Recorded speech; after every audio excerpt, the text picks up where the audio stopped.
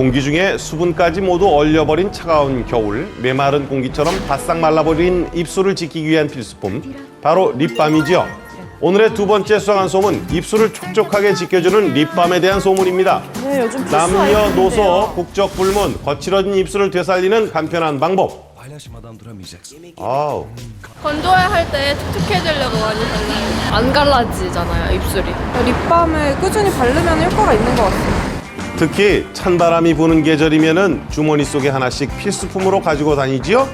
그런데 이 립밤에 대한 수상한 소문이 들려오고 있었습니다. 입술을 촉촉하게 만들어준다는 립밤이 오히려 입술을 건조하게 만든다는 소문인데요. 또 오래 사용할수록에 오히려 입술 건강에 나쁜 영향을 끼친다는 소문도 찾아볼 수 있었습니다. 예. 자, 립밤 속에 들어있는 특수한 성분 같기도 때문에 해요. 건조한 현상이 일어난다는 건데요.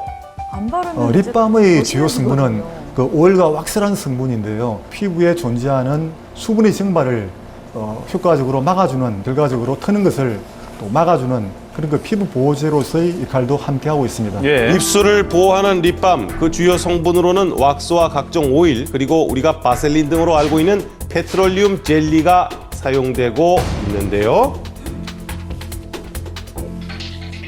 페트롤리움 젤리라고 하는 것은 또 다른 말로 소프트 파라핀이라고도 불립니다. 네. 보통 석유에서부터 추출해서 탄화수소를 분리해서 얻게 됩니다.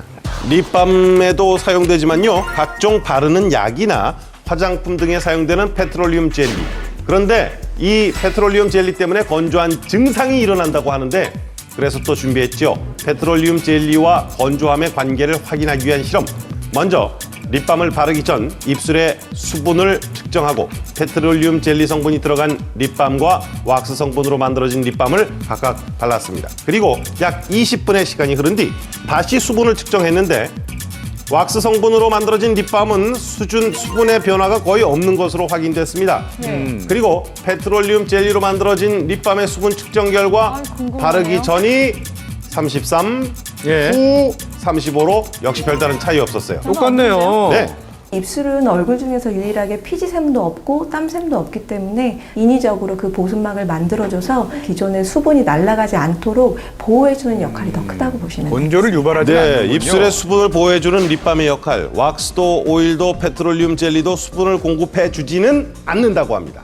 피부에 처음에 이제 수분이 조금 남아있을 때 그 위를 코팅해 줄 수가 있게 됩니다. 그렇기 때문에 수분이 날아가게 되는 거를 보호하게 됨으로써 보습 효과를 계속 유지시켜 줄 수가 있는 겁니다. 문제가 된 페트롤리움 젤리도 다른 재료와 마찬가지로 수분을 지키는 역할을 해내고 있었습니다. 사실 중요한 거는 보호막을 만들기 전에 보습을 먼저 해주시는 게 중요하고요. 사실 얼굴에 바르는 수분 로션이나 수분 크림도 괜찮으니까 이제 보습을 먼저 해주시고 그 위에 보호막을 형성해 주시는 게 수분 함유도를 높이는 데 있어서는 더 중요하다고 보시면 되겠습니다. 네, 수분을 지켜주는 립밤 잊지 말고 먼저 입술을 촉촉하게 만든 후에 발라주십시오.